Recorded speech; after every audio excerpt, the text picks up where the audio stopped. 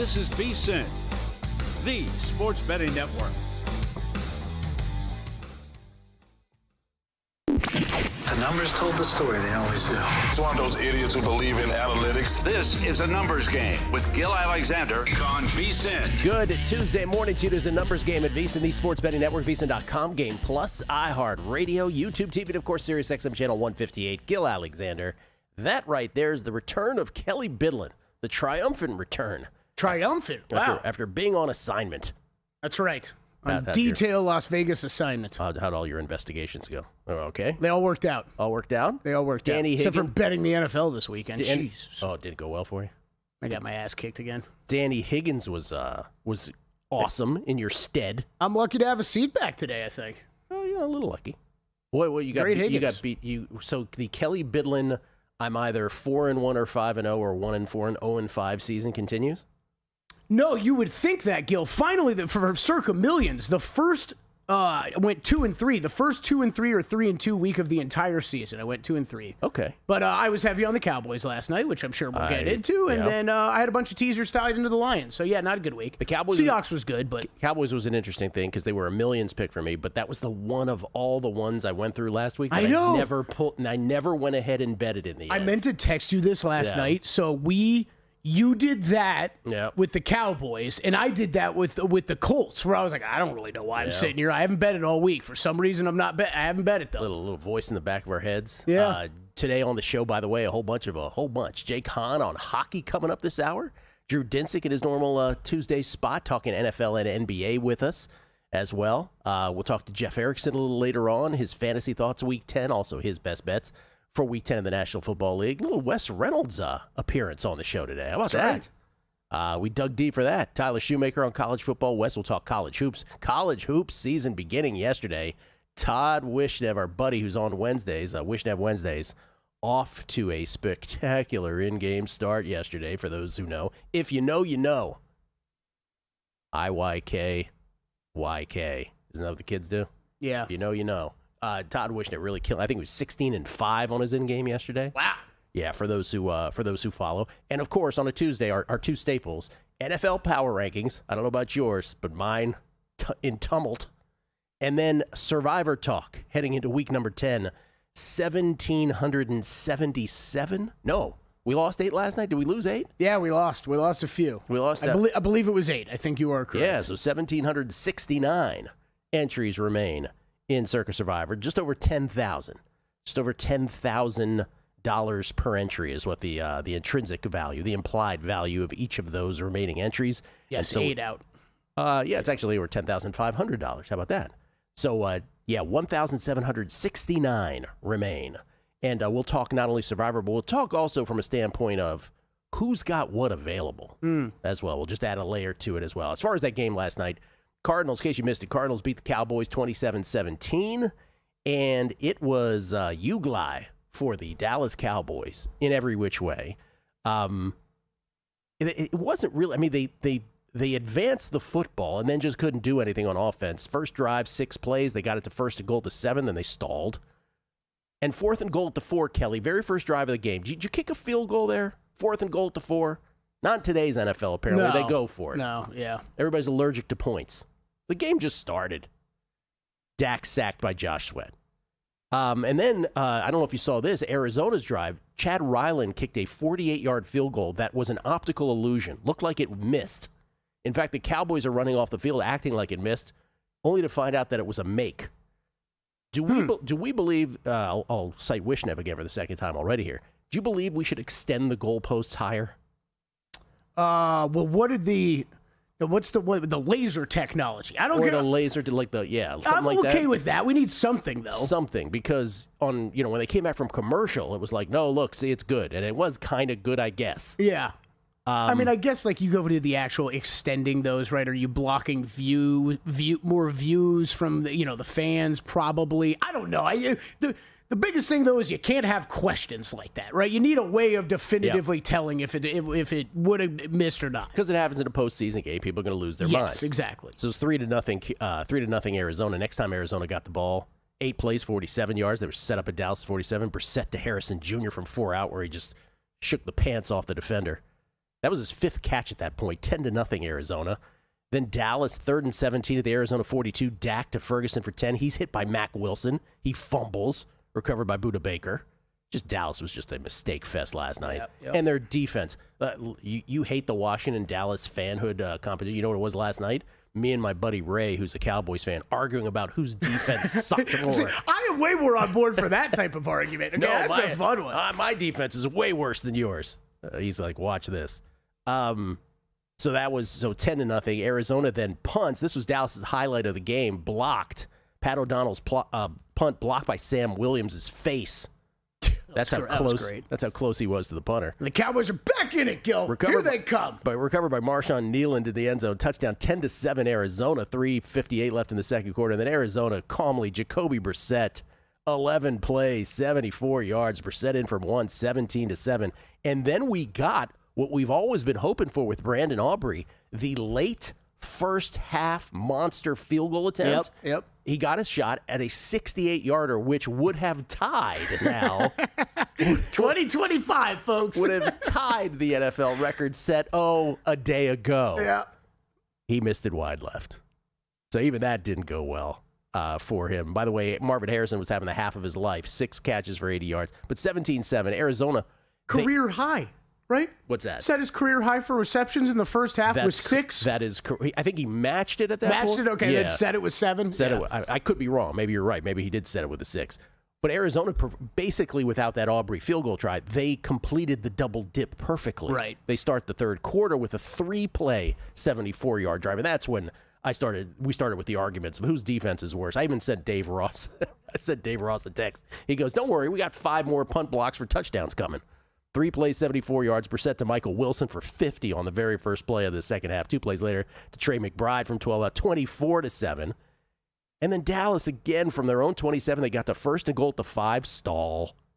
Had to settle for an Aubrey field goal, 24-10, 27-10 with a Ryland field goal after that. Dallas 4th and 3 at the Arizona 21. Dak incomplete, intended for Lamb. Dallas would put together a drive to start the 4th, and then you were like, okay, maybe this Arizona trend where they outscore everybody in the first 3 quarters but get crushed in the 4th is going to continue because Dak to Ryan Flournoy, from 5 out to make it 27-17 on a 7-play, 78-yard drive. But the next time Dallas had the ball, and this was the killer because they had a chance to cut it to a 1-score game, Dallas 3rd and 12 at the Arizona 37. Dak to Javonte, stripped by Simon, recovered by Akeem Davis-Gathering. That was kind of the ball game. Yeah. Did you have a problem with Arizona going for it 4th and 8 at the Dallas 36 after that with 2:35 left, up 10? I was completely shocked to see it at first, Gil, but it was one of those, as I thought about it more, meh. Yeah. Not really. Not really. Just not something you see very often, right? I wasn't in this day and age, I wasn't super worked up about it. Not me either. If you miss the field goal, Dallas gets the ball 8 yards better than where they would have gotten it, right? The other one I'll ask you is the Cowboys kicking that field goal. Do you have a problem with that when they kicked the field goal? To make it what? To make it 24-10? Yeah.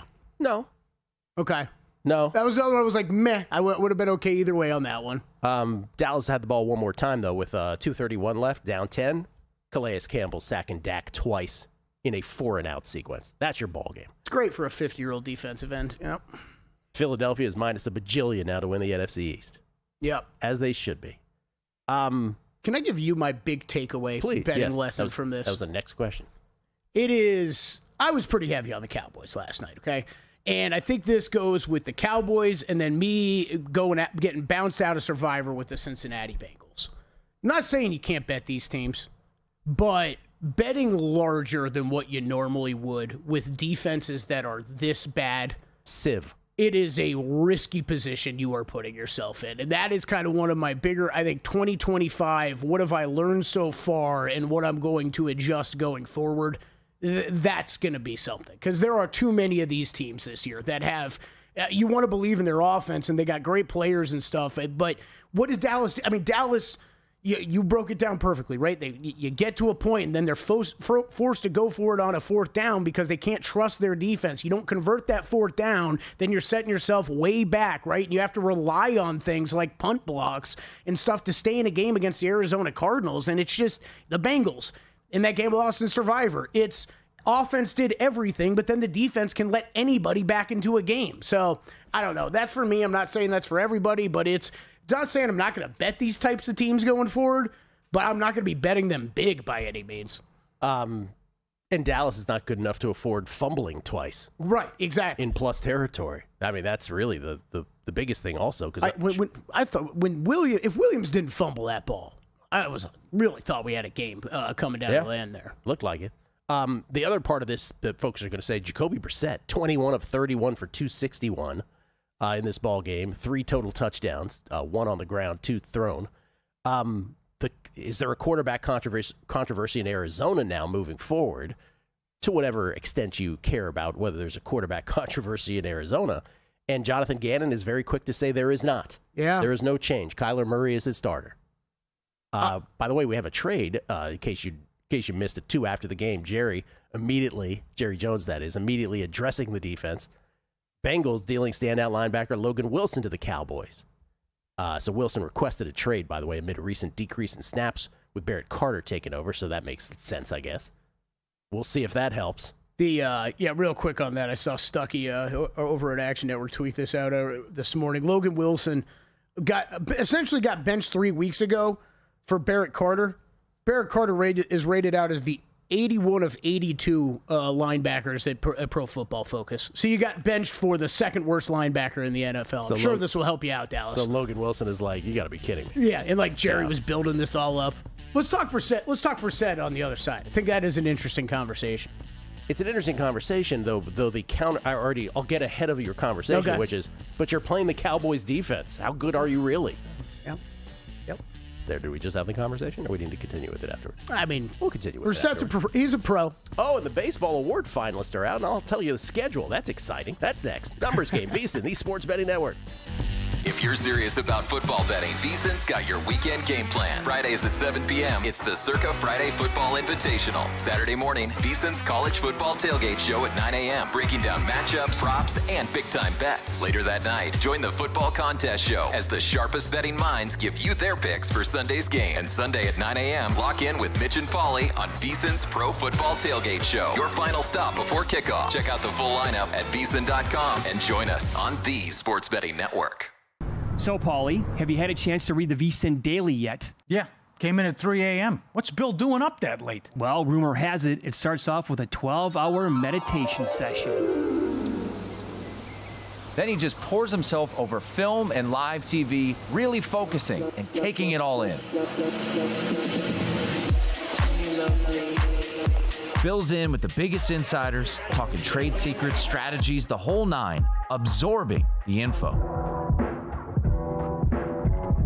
And then and only then can the writing process begin.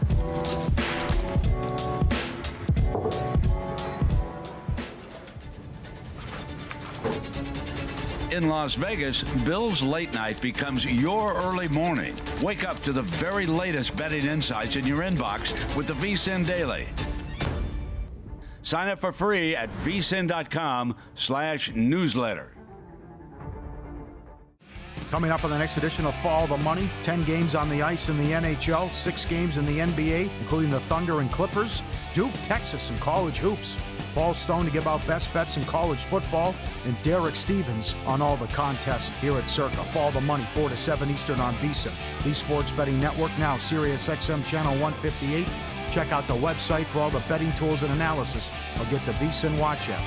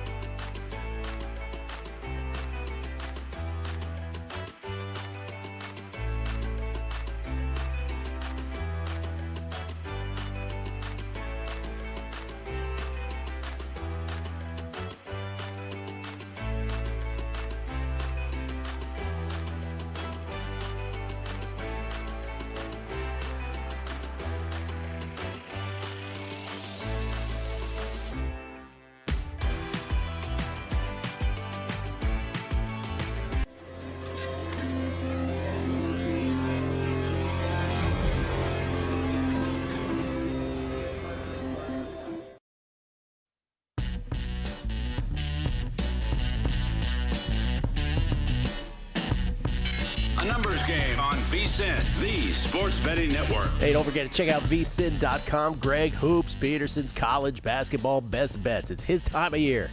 A return of action tonight in football, college football. Matt Humans' college basketball top 50. And coming up later today, Wes Reynolds' Worldwide Tech Championship preview. Zach Cohen's NBA picks and props. And Jonathan Davis's NHL best bets.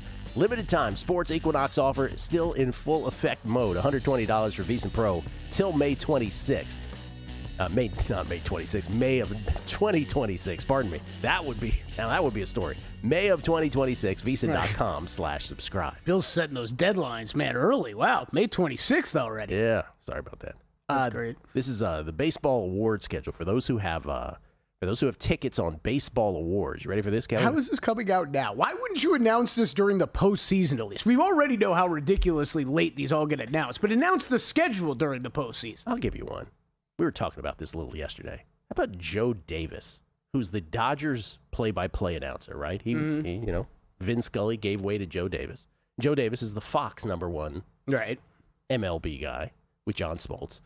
And then yesterday he's at the Dodgers parade, sort of, doing that Dodgers hometown parade thing where he's at he's at Chavez Ravine for the actual finish of it, where he's like, there could have been a parade in Toronto, booze cascade, but it's in L.A. But then Yamamoto happened, right? He did this several times. And the conflict of interest of this never gets brought up. There's the Tom Brady thing in football. There is kind of the Joe Davis thing in baseball when he's doing the Dodgers in the World Series as well. Yeah. No one cares. That's fair. Fox certainly doesn't care.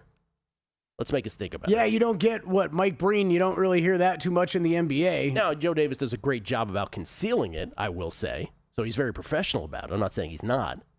But that's all I care about. Yeah. As long as you're professional, as long as you're professional during the national televised games, you don't care. And then the next minute he's like, but then Miguel Rojas happened. I mean, a little bit, but just as long as it's not carried over to the big time games.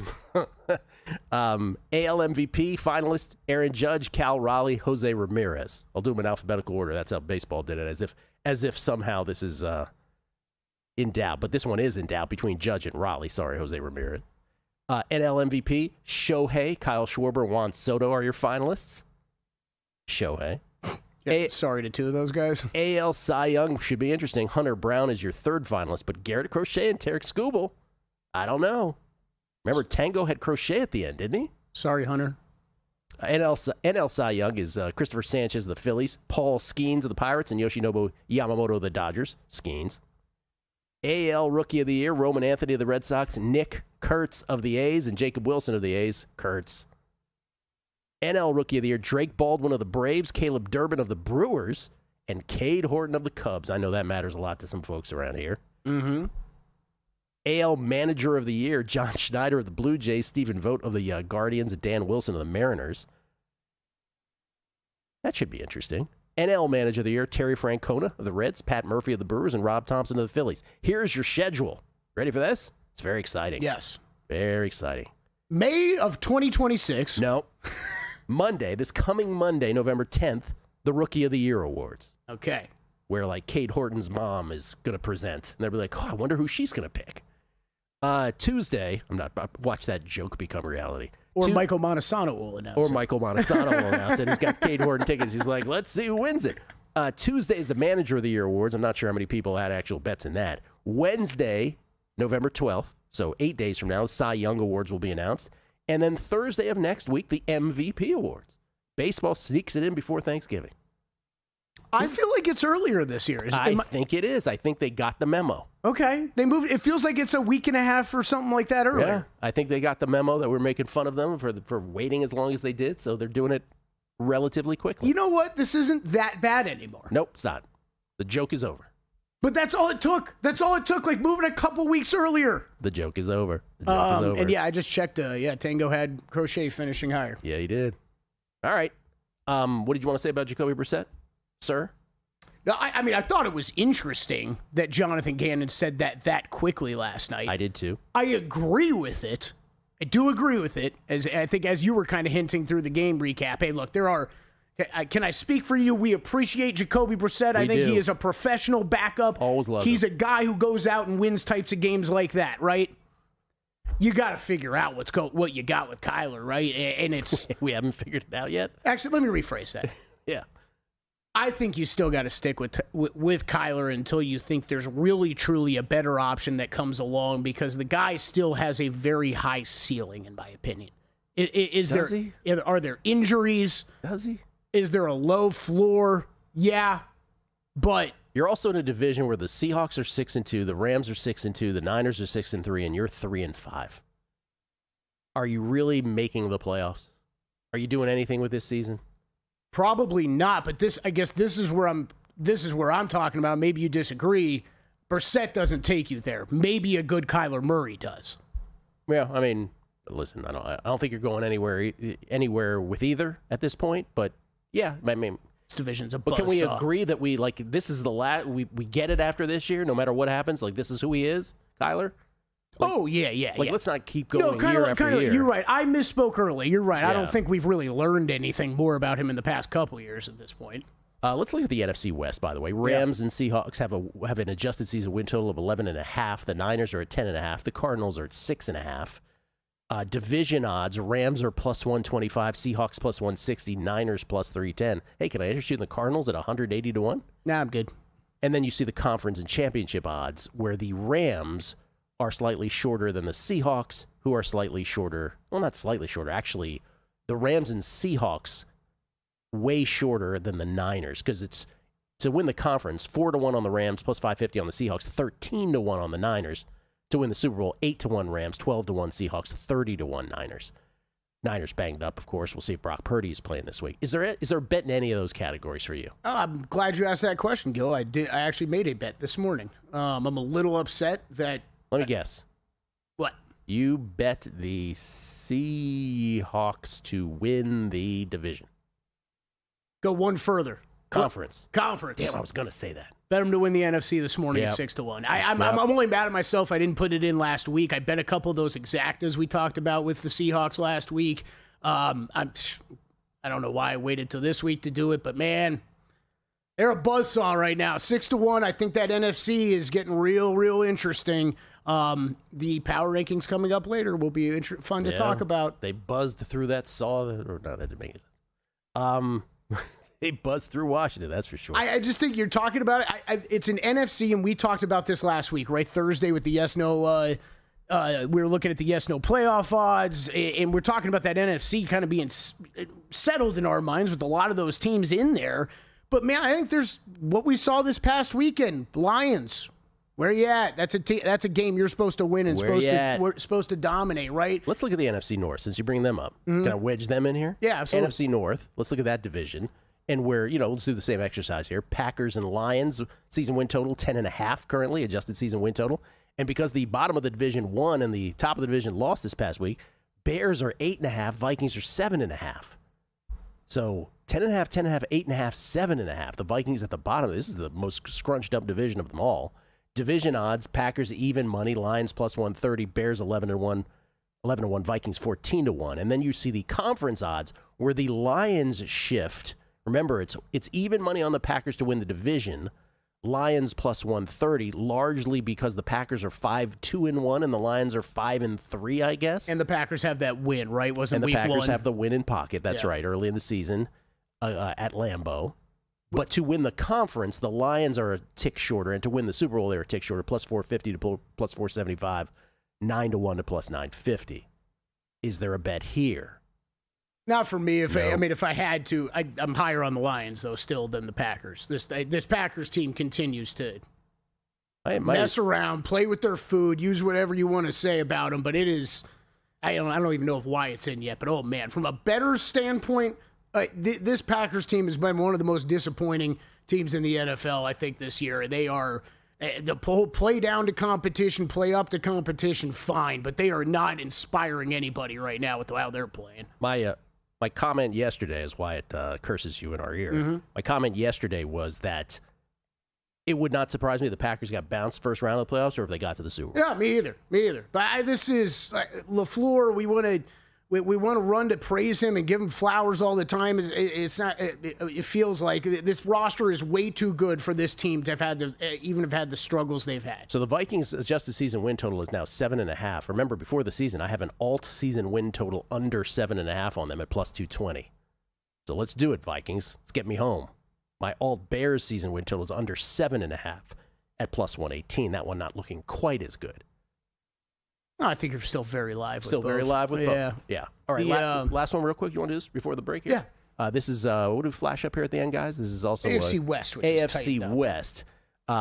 Broncos right now at the top of that division, of course. 11.5 adjusted season win. Chiefs are still adjusted season win total 11.5. Chargers 10.5. Raiders 4.5. Any bet in any of the categories there? I think it's another week where we're overreacting another way to the Kansas City Chiefs. So plus 150 or nothing on the Chiefs to win the division. Or are we? Because the Broncos could put them to bed the week after this one. Good. That's the other thing. We'll get into that and more coming up on A Numbers Game. Got a good thing coming, just wait and see. It's a good.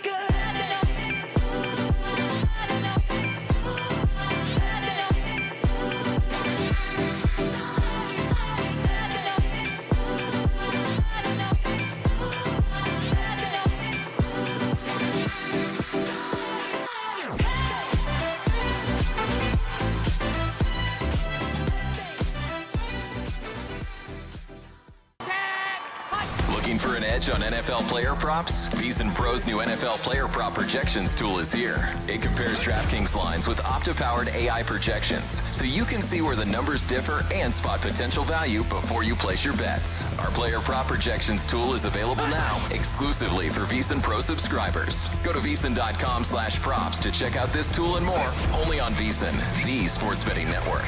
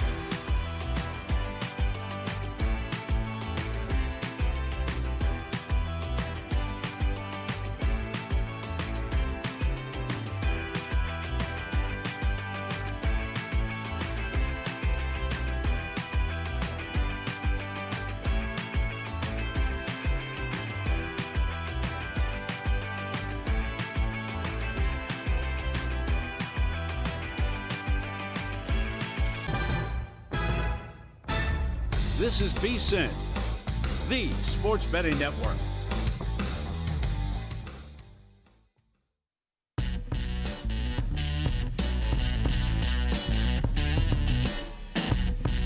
A numbers game on VSiN, the sports betting network. Kelly, how you like a free concert? That interest you at all? Yeah, absolutely. Really? Well, how about that? If you get ready for the Neon City Music Festival, it's here in Las Vegas. November 21st through the 23rd. It is free, all ages. Celebration of music, food, and art. Experience electrifying performances by Good Charlotte, Dead Mouse, Breaking Benjamin, Two Friends, and more. Really? Those are the art acts we're highlighting on this? De La Soul? How about De La Soul means of the soul? I knew Gil was going to go to that one. 3. Give me Good Charlotte and Breaking Benjamin all That's day, the magic number. Fits in the Tantrums is awesome, too, on Sunday. You kidding me? Come on. This festival without fences will bring you mouth-watering food, stunning 3D graphics on the Viva Vision screen, and jaw-dropping performances, all free, November 21st through the 23rd. An experience you won't want to miss. Book your stay downtown at Circa Las Vegas. Details at neoncityfestival.com. That's neoncityfestival.com. Check it out. Waka Flocka Flame, that's another Gil favorite there. No, it's not. Do you know any De La Soul? You know me, myself, and I. Yeah, I will. Yeah. I will probably. Yeah, I will be out for this one of these nights. Good Charlotte. I'll go catch some Good Charlotte. Wow. All right. Are they Canadian? I think they're Canadian. Free. Let me just repeat. Free. There might be multiple CFL halftime shows performers on that list right there. Multiple. I'll have to check in with Jake Hahn, who's standing by. But I think for my CFL Grey Cup days, I think Grey Cup halftime performers. Let's bring in Jake Hahn because we got to talk hockey with Jake, but we also have to lament the World Series. Jake Hahn, co-host on The Point, which is Monday through Friday, 1 to 3 p.m. Eastern, and the Fantasy Hockey Show Fridays at 2 p.m. Eastern on Sirius XM NHL. Joins us now, courtesy of the Progressive Guest Line. Of course, you can follow him at Jayhan. That's JHAHN, the number 4 on Twitter. Also co-host of NHL Fantasy on Ice podcast. Jake, before we get to hockey, first of all, how are you?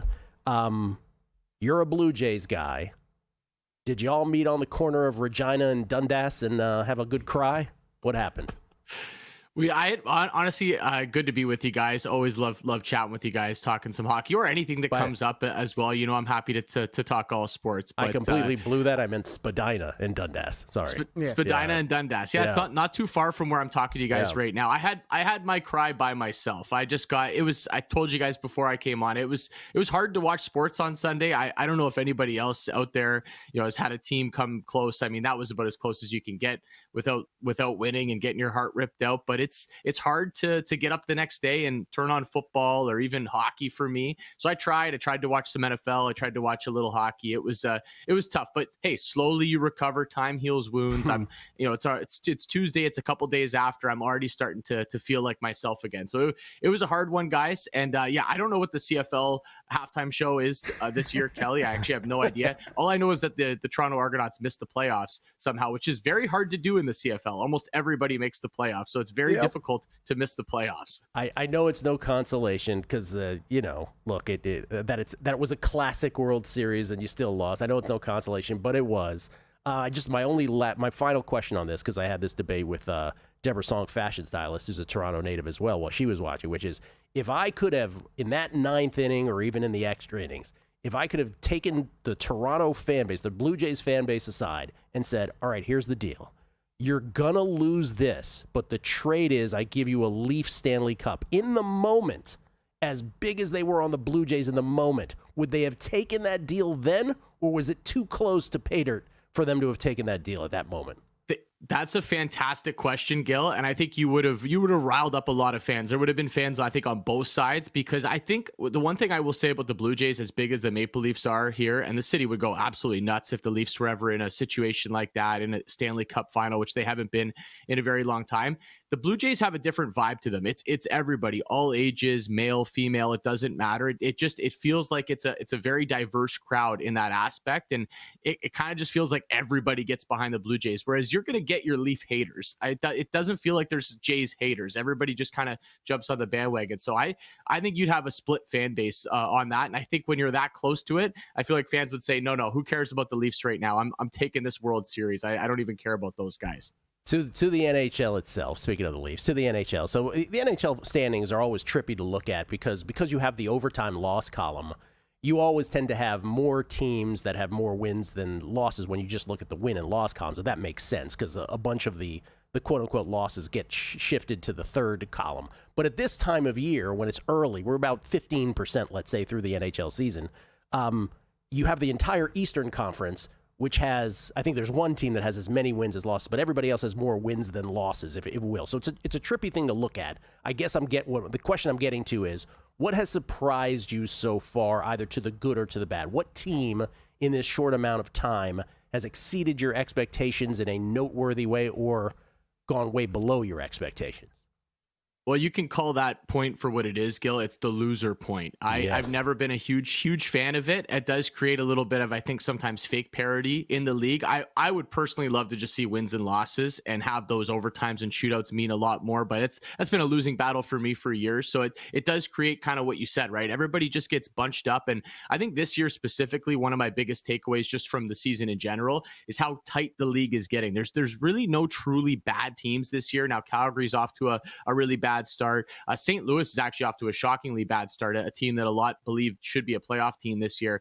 They're not playing like it at all. So there's a couple teams at the bottom of the standings, but we don't have your San Jose's or Chicago's from the last few years that have their rosters completely stripped down, going for the first overall pick. That doesn't exist. So it's making for a very competitive year. To answer your question, I think the biggest surprise team around the league has probably been the Pittsburgh Penguins, a team a lot of people had written off. Okay, you got older guys. They should be looking towards Gavin McKenna sweepstakes and maybe trading off pieces, and they've gotten out to this great start.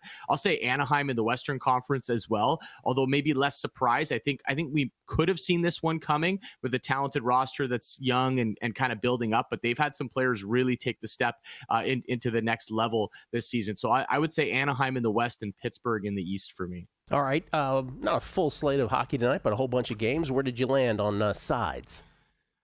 Well, yeah, like you said, I need a good slate of hockey to kind of take my mind off of things, Gil. I'll start with the New York Rangers. Now, this is a real tough sell because the Rangers have not won a game at Madison Square Garden all season long. That's how bad they've been at MSG this year. There was a time, I think it was 3 games into the season, they hadn't scored a goal at Madison Square Garden. So they've been doing most of their work on the road. They have won 3 in a row coming back from the road. Now, Carolina's an excellent team, but they've got basically half their blue line out in this game, still a slight favorite. So I'm going to say tonight's the night, assuming Igor Shesterkin gets the call between the pipes for the New York Rangers. I'll take them to get their first home win at Madison Square Garden against an opponent they're very familiar with. There you go. All right. You got some thoughts on the Mammoth, Kelly's favorite team, misnamed though, at the Sabres. Well, bring back when you Yeti. ask me for yeah, exactly. I know Kelly's upset about Yeti, but I'm coming around on Mammoth. I got myself a nice Mammoth shirt with Clayton Keller on the back, and I'm enjoying the look, and I'm enjoying the team on the ice as well. They've been playing some great hockey. When you asked me about surprise teams, Gil,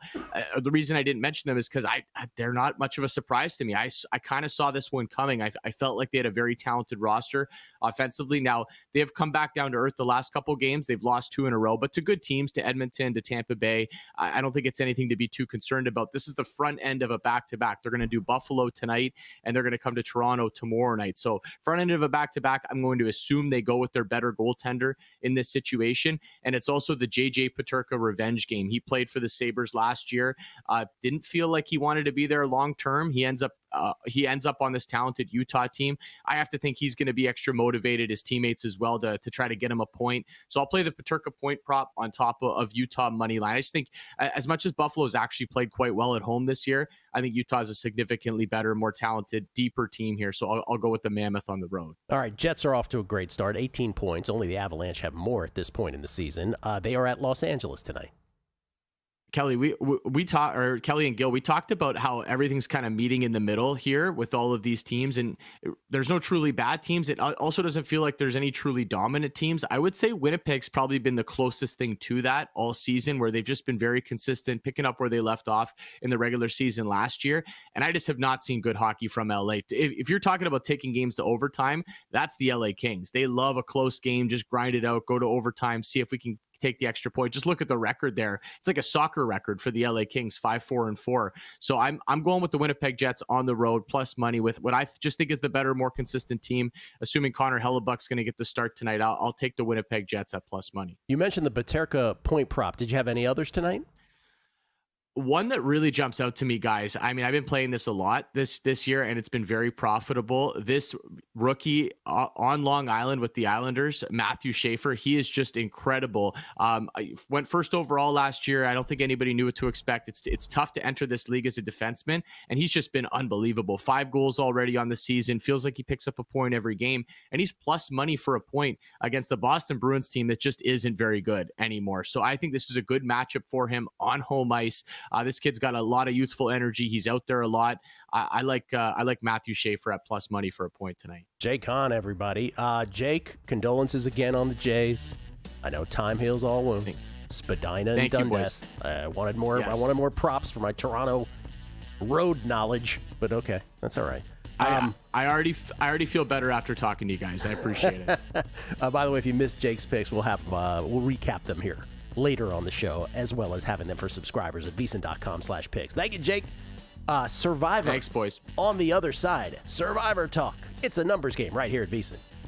VSiN's player prop projection tool is now available for the NBA. Get projections for points, assists, rebounds, and more powered by Opta AI. On VSiN.com/NBA props, we line up our projections against the latest DraftKings odds so you can quickly spot mismatches and find value before the market adjusts. The NBA player prop projections tool is available exclusively to VSiN Pro subscribers. Check it out now at VSiN.com/NBA props and join us on the Sports Betting Network. Join the guru, John Hansen, at the intersection of prop betting and fantasy sports on Prop Points, only on VSiN. Lesson number 1, Patty's back. I still believe that Caleb Williams is not any good. And, other than Roma Dunze, I don't trust anyone that can't run the ball. John and his guests will help you find the connection between the two and give you his expert advice on how to capitalize when a number is too good to pass up. Prop Points, weekdays at 1 p.m. Eastern on VSiN.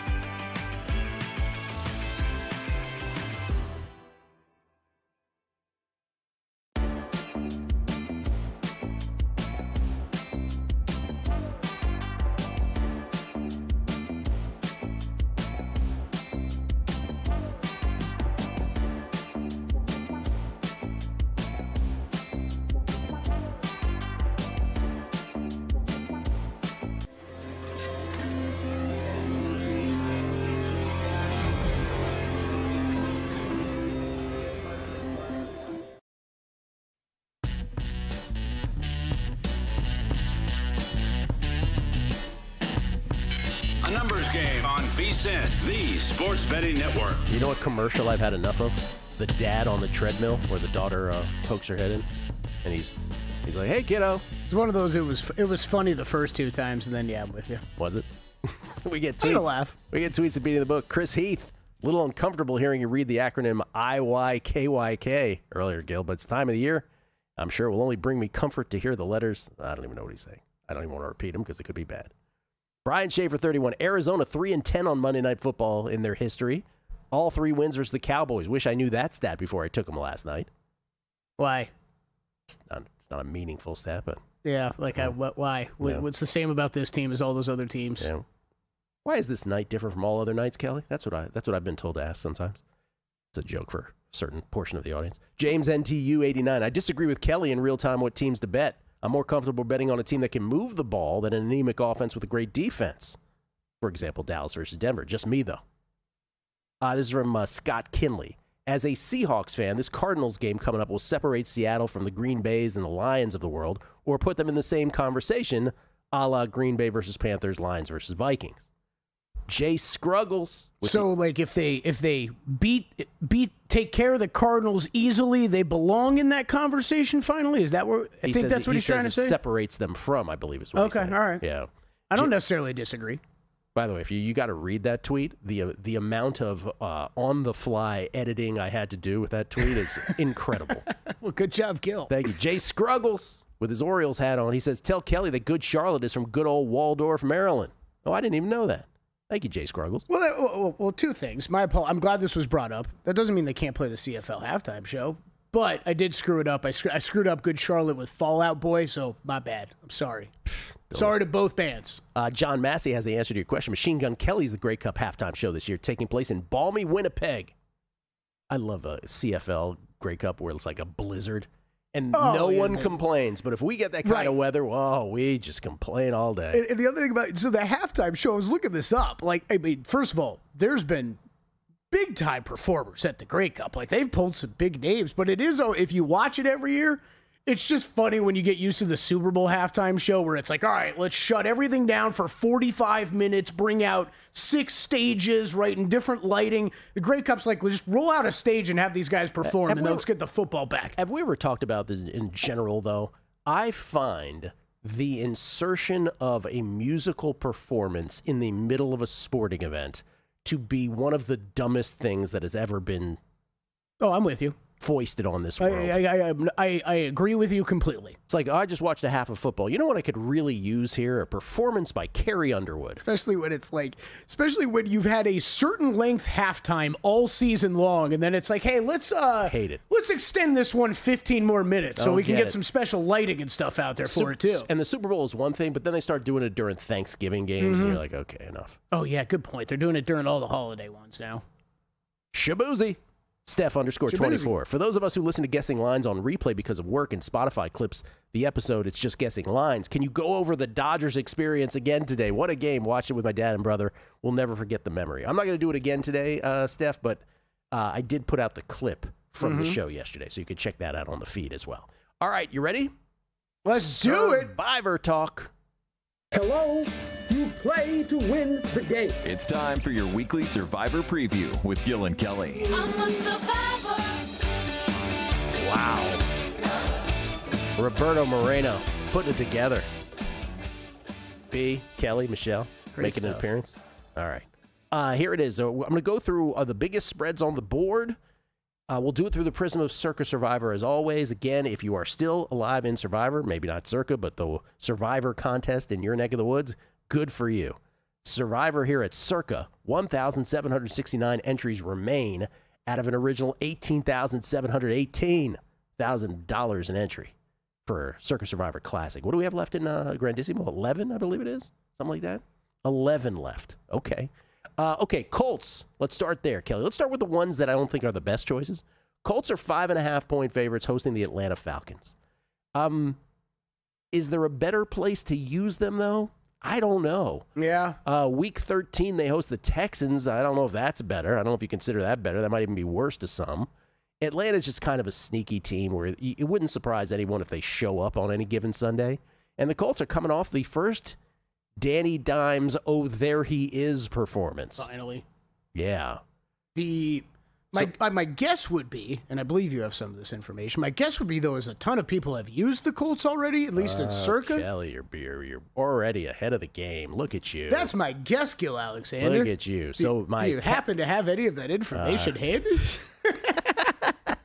So the caveat to this, though, while I don't think the Colts are one of the best plays, the caveat is that in Circa Survivor, heading into this past week, I didn't do the whole cross-section of the 200 plus that were eliminated, who had these available. I didn't do any of that. Okay. But headed into this last week, only 44 of the remaining entries had the Colts available. Yeah.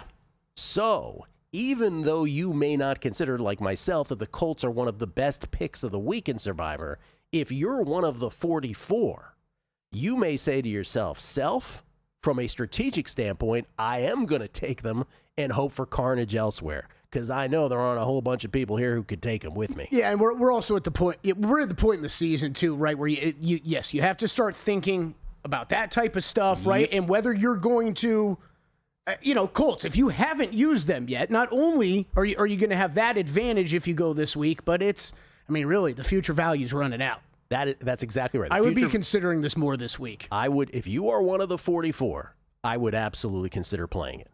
So while it gets the X, the only people that the X matters to are the people that have them. Right. And right. I think the people that have them, the strategy should actually override the X. Mm-hmm. That's my opinion on that.